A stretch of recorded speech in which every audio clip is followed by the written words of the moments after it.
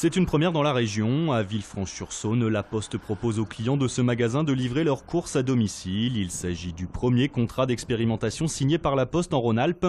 L'expérience a commencé le 2 juin dernier et doit durer 6 mois. On profite des tournées des facteurs pour optimiser ces tournées-là en proposant différents services. Et donc on fait dans le cas présent de la livraison de courses pour le compte de Biocoop auprès d'une crèche du Beaujolais. Une fois par semaine, les co-gérants du magasin viennent donc déposer leurs commandes au centre de tri de Villefranche. Tout est ensuite pris en charge par la Poste. Pour les clients, l'adhésion est gratuite. La commande, elle, doit être effectuée au moins 24 heures avant le jour de livraison souhaité.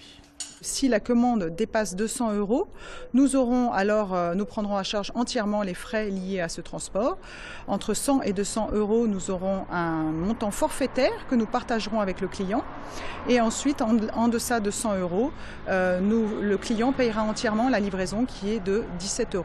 D'autres services comme la livraison de médicaments à domicile ou la veille de personnes fragiles sont proposés. Il faut dire que la Poste dispose d'arguments. Rien que depuis le centre de tri de Villefranche, 142 communes peuvent être desservies 6 jours sur 7. Le tout sans avoir à investir dans du nouveau matériel.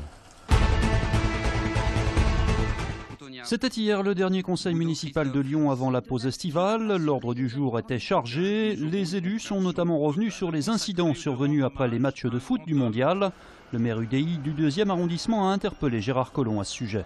Il faut savoir que les Lyonnaises, les Lyonnais sont choqués par ces actes, par les dégradations des biens publics, par le non-respect de l'autorité et d'autrui, d'autant plus qu'au final, c'est toujours eux qui payent la facture. Et nous vous demandons de faire de la lutte contre ces incivilités un axe fort de la stratégie territoriale de sécurité, de prévention de la délinquance, le plan que vous êtes en train de préparer avec votre majorité qui sera voté à l'automne. Suite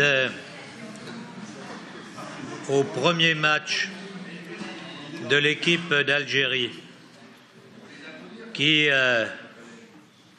on va dire, avait un peu surpris les forces de police lors de l'organisation du 2e match Allemagne-Algérie.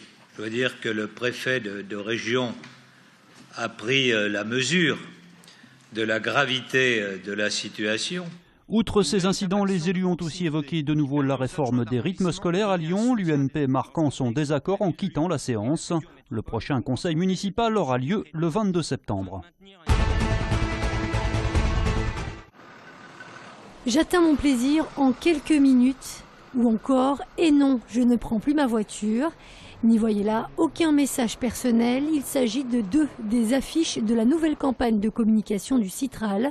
En quelques jours seulement, ces jeux de mots faits à partir de noms de stations ont fait le buzz sur les réseaux sociaux. On a eu envie d'avoir une campagne estivale, une campagne d'été un petit peu légère, et donc on s'est dit qu'avec les noms de stations, il y avait beaucoup à faire, il y avait beaucoup de matière. On a quelques-uns qui n'ont pas été retenus, il y en a certains qui sont un petit peu coquins, un petit peu... Exemple ? Je crois que sur Facebook, il y en a un excellent qui circule en ce moment avec QC, mais je vous invite à le découvrir. Le public qui est justement invité à trouver d'autres jeux de mots.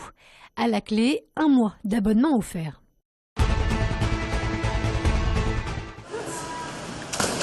Une nouvelle piscine à Sainte-Foy-les-Lyons. Après 20 mois de travaux, le Cube d'eau a ouvert ses portes samedi. Bain remous chauffé, bassin ludique pour les enfants ou encore solarium à l'extérieur. On est désormais loin de la traditionnelle piscine municipale.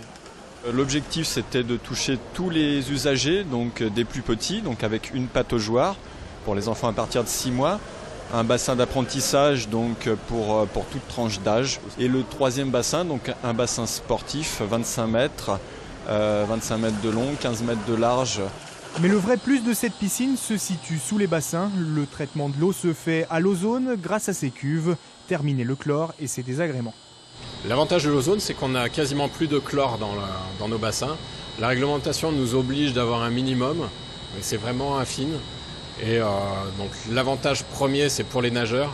Ils ressortent, il n'y a plus les problèmes, les yeux rouges, la peau qui tire après la baignade, l'odeur de chlore. 10,2 millions d'euros ont été investis dans ce nouvel équipement. Le tarif d'entrée est raisonnable, 4 € la journée.